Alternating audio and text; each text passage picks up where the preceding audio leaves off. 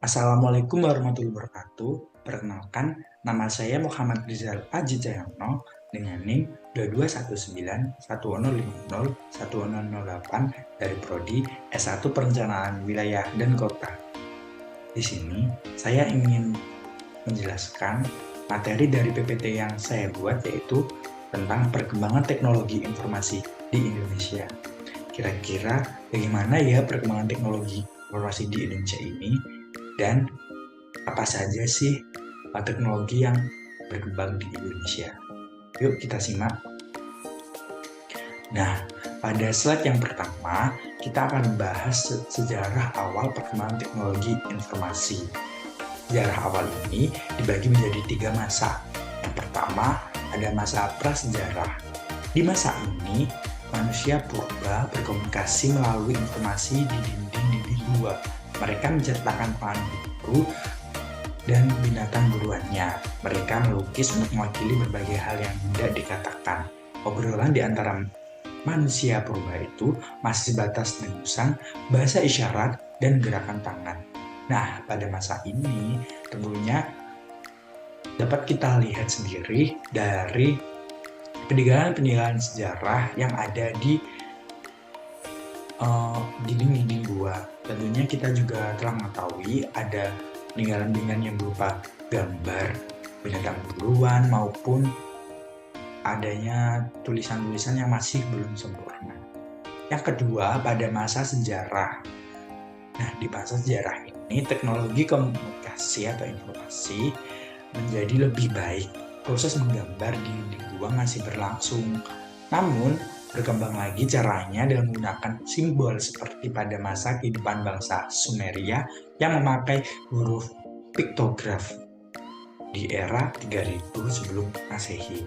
Lalu berkembang lagi pada periode 2900 sebelum Masehi muncul huruf hieroglif oleh bangsa Mesir kuno. Dan di tahun 1570 sampai dengan 1045 sebelum Masehi, sistem menulis ikut berkembang pada masa Neolith di China. Nah, menarik sekali pada masa sejarah ini tentunya sudah mulai berkembang banget loh, mulai dari kepenulisannya yang sudah menggunakan simbol-simbol, berikutnya ada juga ditulis menggunakan serat kertas.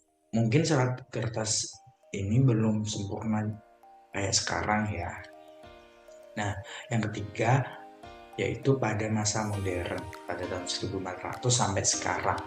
Pada masa modern ini, teknologi informasi telah memungkinkan informasi menyebar sangat luas. Di antaranya ditemukan koran, telegraf, mesin ketik, radio, televisi, dan internet yang memudahkan komunikasi sekaligus mendapatkan informasi lebih cepat. Bisa kita rasakan ya, perkembangan teknologi informasi pada masa modern ini terasa sangat berpengaruh sekali.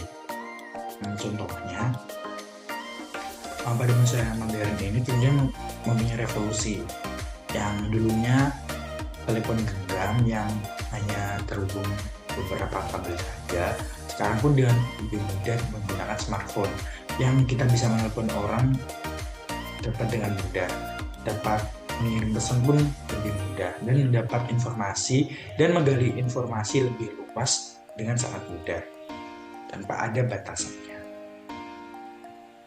Di slide berikutnya dijelaskan sejarah awal perkembangan teknologi informasi di Indonesia sendiri.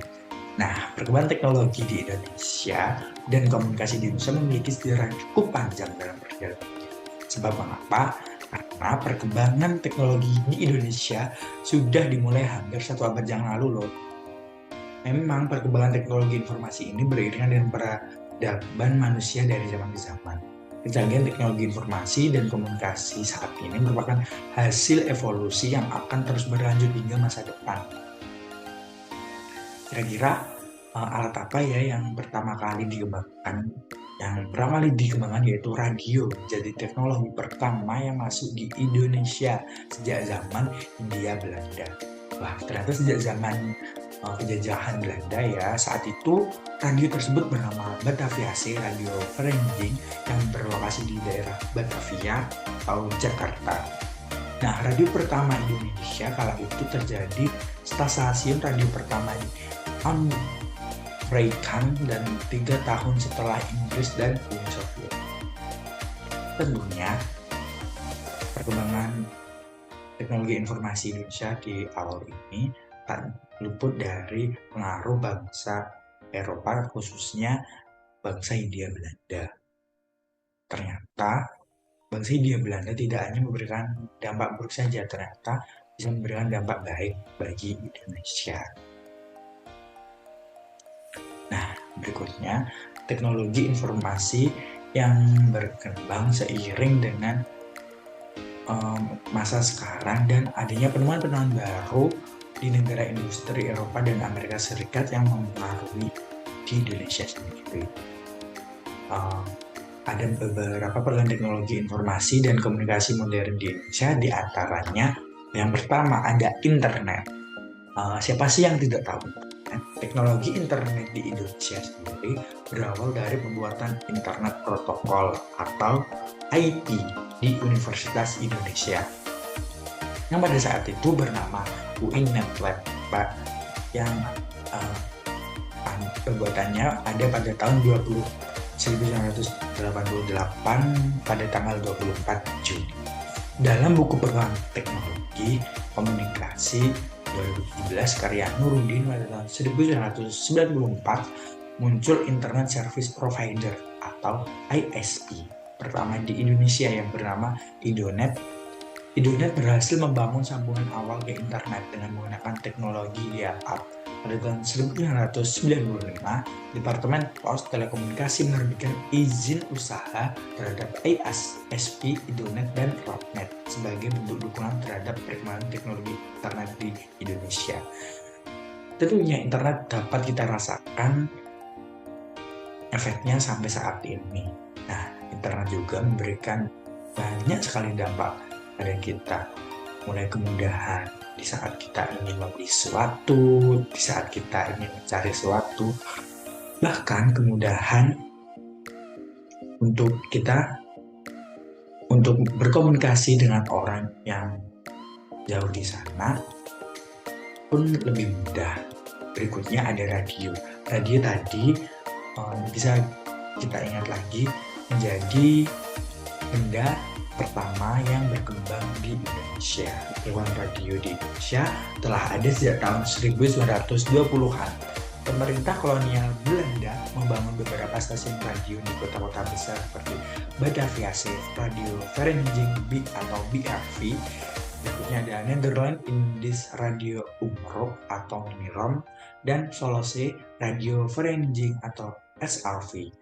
Dan pada 11 September 1945, pemerintah Indonesia berhasil mendirikan stasiun Radio Nasional Indonesia yang dinamakan Radio Republik Indonesia atau RRI. Nah, RRI ini tentunya masih eksis sampai saat ini loh. Ternyata Belanda sendiri dulunya sudah membangun beberapa radio dan sampai sekarang pun bisa kita rasakan efeknya. Dan radio bisa menjadi titik atau tolak ukur pertama perkembangan teknologi informasi di Indonesia. Berikutnya yang ketiga yaitu ada satelit. Siapa sih yang nggak tahu satelit? Satelit di Indonesia berawal dari pembangunan sistem komunikasi satelit domestik atau SKSD Palapa pada masa pemerintahan Orde Baru. Satelit Palapa berhasil diluncurkan pada 8 Juli 1976 dari Cape Kennedy di Amerika Serikat. Dalam jurnal studi perkembangan dan kondisi satelit di Indonesia 2013 karya Dia Yuniarti, peluncuran satelit Palapa bertujuan untuk membangun sistem informasi dan komunikasi nasional efektif dan efisien. Nah, satelit ini juga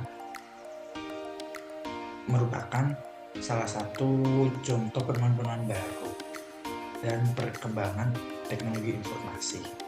Satelit Indonesia yaitu satelit Palapa ternyata saat ini bisa dirasakan dampak baiknya. Dengan adanya satelit Palapa ini dapat membangun informasi dan komunikasi yang lebih efektif kita gunakan dan efisien dikarenakan membutuhkan waktu yang sebentar saja. Seperti kita ingin mengirim pesan ke seseorang yang ada jauh di sana, yang dulunya hanya bisa surat menyurat, sekarang bisa mengirim pesan dengan cepat, dalam detik pun bisa, dengan teman kita yang berada di negara lain. Nah, berikutnya ada manfaat teknologi informasi di Indonesia.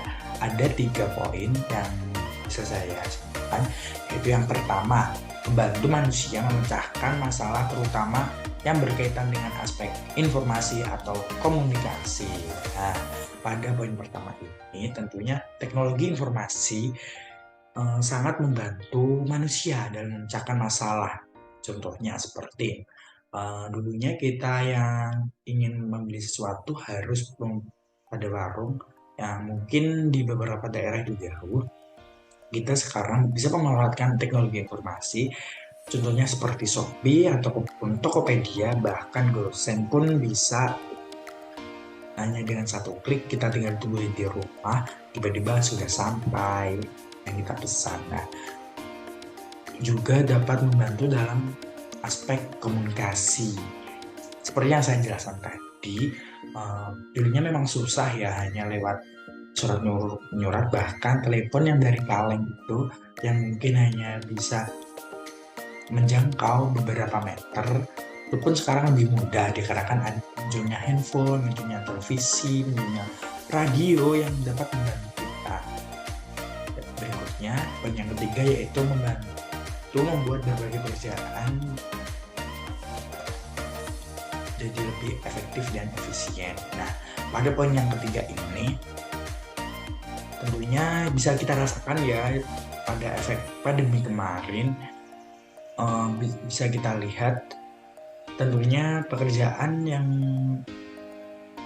ternyata bisa kita kerjakan di rumah ternyata terasa lebih mudah dikarenakan adanya bantuan teknologi informasi. Dan poin yang kedua, maaf tadi belum saya sebutkan, yaitu mendukung manusia untuk mengembangkan kreativitasnya. Bisa kita lihat banyak sekali kreativitas yang diciptakan oleh manusia dengan adanya teknologi informasi ini. Contohnya seperti banyak sekali konten kreator YouTube yang menginspirasi kita. Juga banyak sekali kayak berbagai aplikasi, contohnya seperti pada bidang keagamaan, Quran digital, terus bidang pendidikan seperti adanya KBBI. Di aplikasi berikutnya di bidang transportasi adanya kayak pemesanan tiket kereta yang bisa lewat online, bahkan ojek pun bisa pemesannya lewat online, dan banyak sekali manfaat yang lainnya. Nah, sekian presentasi yang dapat saya sampaikan. Kurang lebihnya tadi yang bisa saya sampaikan. Jika ada kesalahan kata atau perbuatan yang saya lakukan saat presentasi tadi, mohon maaf. Saya akhiri. Wassalamualaikum warahmatullahi wabarakatuh.